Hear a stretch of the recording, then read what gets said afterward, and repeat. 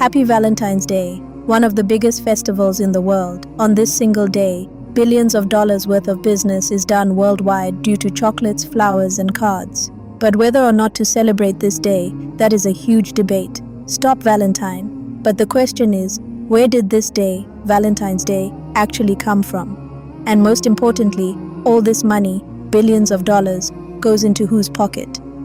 2,000 years ago, there was only one superpower in the entire world, the great Roman Empire. And just as this empire reached the peak of its power, at that very time, God sent his mighty prophet Jesus, peace be upon him, within this empire. Jesus, peace be upon him, was very different from all other prophets because firstly, he was born through a great miracle, and as soon as he grew up, God gave him a very unique power from himself, with which he could completely heal any sick person with just a touch of his hand. And later Jesus, peace be upon him, began to use this power to help the poor people of Palestine, which made him the most famous man in Palestine at a very young age. After this, wherever he went, a crowd of thousands of people would gather to see him. But Jesus, peace be upon him, had no regard for this fame of his. That is, whenever people gathered to see him, Jesus, peace be upon him, would speak such words in front of them that no one before had dared to utter. Meaning, Jesus, peace be upon him, began to expose the Jewish scholars of that era. People were very inspired by these words of Jesus, peace be upon him, but because of these very words, the Jewish scholars of that era became the biggest enemies of Jesus, peace be upon him. After this, all these Jewish clerics sat down and began to think about how to get rid of Jesus, peace be upon him. See, Jesus, peace be upon him, was not one to be afraid of all these things, but even in such difficulty, he made a very dangerous decision that now, instead of the small towns of Palestine, he would directly advance towards Jerusalem, the capital of Palestine, and there challenge the Jewish scholars. Jesus, peace be upon him, went straight towards Jerusalem, and of course thousands of people gathered there to see him. And in this way, with a crowd of thousands of people, Jesus, peace be upon him, entered Jerusalem and went straight towards the temple. As soon as Jesus, peace be upon him, entered the temple, he was astonished to see that the Jewish scholars there had turned the temple into almost a bank instead of a place of worship, and had seated only those who collected donations from the poor and exchanged currency. When Jesus, peace be upon him, saw all this, he became very, very angry and immediately ordered all the tables there to be overturned and drove all the bankers out of the temple. When the Jewish scholars saw all this with their own eyes, they understood that they could no longer tolerate it.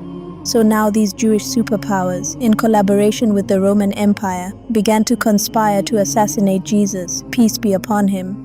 But at the very last moment, God saved Jesus, peace be upon him. After this, the Jews thought that now the story of Jesus, peace be upon him, would end and the world would forget him. But 11 followers of Jesus, peace be upon him, began to spread his religion throughout the world. That is, Christianity began to spread so rapidly that gradually the emperors of the Roman Empire began to fear this new religion. And they thought that if this continued, Christianity would very soon destroy their old religion. So now, to stop all this, the emperors of the Roman Empire had only one solution: to kill all Christians.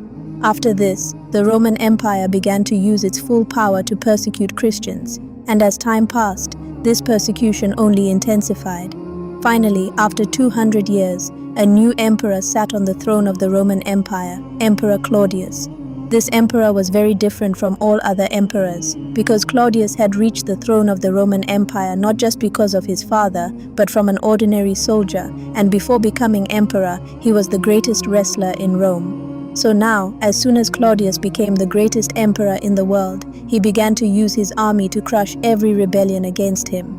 But even with such a large army, Emperor Claudius noticed that his army was not fighting with the same spirit he desired. And when Claudius asked why this was so, he was told that many soldiers in our army, the great Roman army, are very young, and as soon as these young men get married, their fighting spirit completely disappears. Hearing this, Claudius said, "Ah, so that's it." After which, it is said in Christian stories today that Claudius issued a very strange order, that from this day forward, no young soldier in the entire Roman Empire would marry. Banning marriages increased the speed of the Roman army, but the people here began to hate their emperor because after banning marriages, cases of indecency and rape increased greatly in the Roman Empire. And just as indecency reached its peak, this was exactly the time when an ordinary Christian priest, Saint Valentine, decided that the emperor's rule could no longer be tolerated. Now, it is not written anywhere in history beyond this point, but in Christian stories, it is said that Saint Valentine, without caring for his life, began secretly marrying young people, hidden from the Roman emperor. When people found out about this, they started coming to Saint Valentine from far and wide, and in this way, Saint Valentine alone started a very big campaign against indecency in the Roman Empire.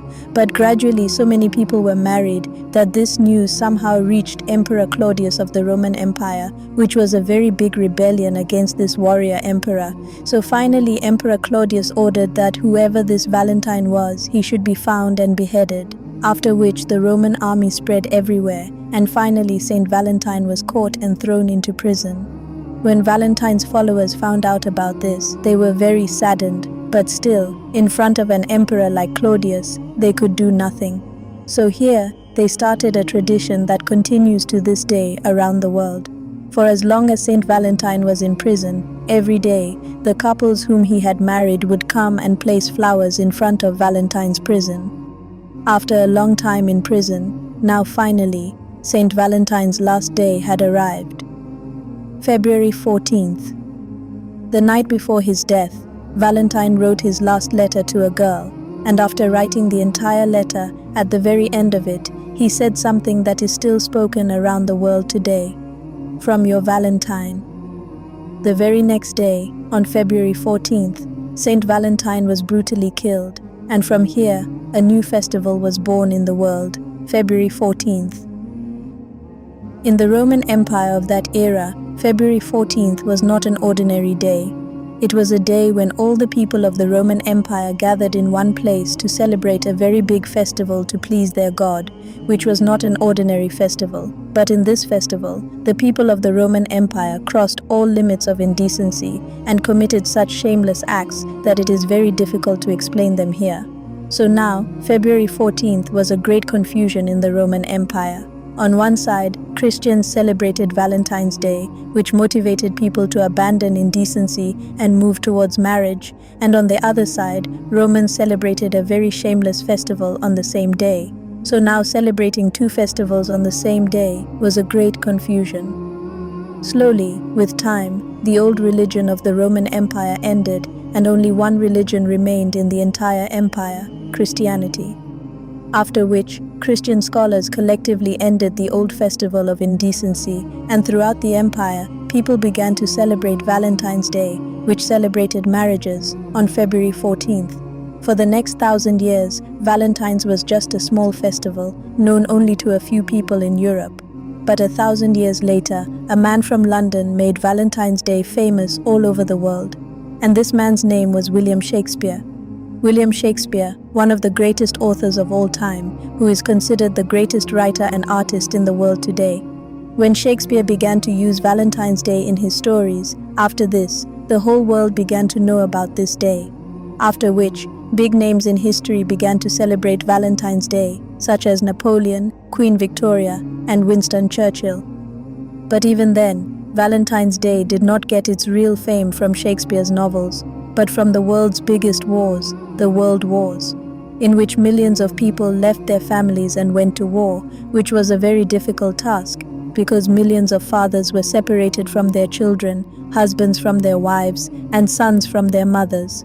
Now, a small businessman in America, who had a small printing shop called Hallmark Cards, was observing all these emotions of the people very closely, and from this very shop, he began to revive the concept of Valentine's Day again, and printed millions of Valentine's Day cards, and delivered them to every home in America, meaning so many Valentine cards had been printed during the World War, that people sent these cards not only to their families but also to their enemies, which outwardly were Valentine cards, but contained only insults. As soon as the war ended, Hallmark went from being just a small shop to one of the biggest companies in the world. But after the World War, Hallmark noticed that people were slowly forgetting to celebrate Valentines, due to which their business began to decline very rapidly. So from here, they changed their entire strategy and made a very dangerous new plan that is still used in the world today, in which Hallmark began to directly target women in newspapers, radio, and TV, and made them feel that if a woman did not receive a gift on Valentine's, she had no worth. And it worked. People once again began to celebrate Valentine's even more than before, and Hallmark began to make money again. Seeing this, other companies also followed Hallmark to make money. For example, Cadbury, which for the first time made heart-shaped chocolates and ran a campaign that now, along with cards, giving chocolates on Valentine's is also mandatory. After which, gold, diamond, and flower companies also began to use Valentine's Day, and even today, social media companies use this strategy the most. Due to this, Valentine's has become a very big festival, but these big companies create so much pressure on people on Valentine's Day that some people cannot bear it. That is why Valentine's Day is also at the forefront in terms of depression in the world, and many people around the world take their own lives due to the depression of this day. Today, Valentine's Day is celebrated all over the world, but some cultures also consider it bad, such as Muslims, some Hindus, and even Christians. Because today, religious people believe that these big companies have forgotten the true mission of Saint Valentine and have again turned it into the same indecent festival of the Roman Empire, purely for their own profit. And people have completely forgotten that the real purpose of this day was to lead people away from indecency and towards marriage. In short, if someone is celebrating Valentine's today, they should know that it is not because of any love, but because big companies are making them dance to their tunes. We hope you found this information valuable and insightful. If you learned something new or found this video helpful, please give it a like to let us know. Subscribe this video, share this video with anyone who might benefit from this knowledge. Spreading accurate information is key,